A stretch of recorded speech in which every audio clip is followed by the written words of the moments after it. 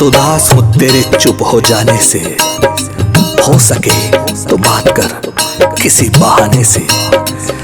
तू लाख खफा हो सही, लेकिन इतना तो देख, कोई जीते जी मर रहा है तुमसे दूर जाने से।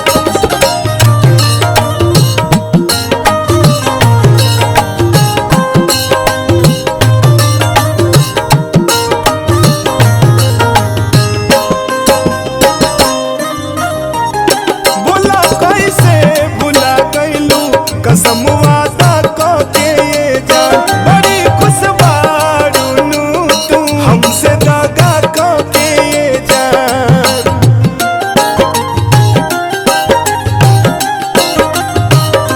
बोला कैसे भुला गइलू, कसम वादा के ये जान, बड़ी खुश बारू तू हमसे दागा के ये जान। तू ही रहलू अखिया के हमरा तारा,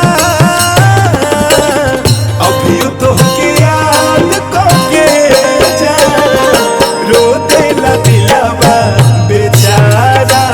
हाँ, अभी तो के याद के जान, रो देला दिलवा बेचारा।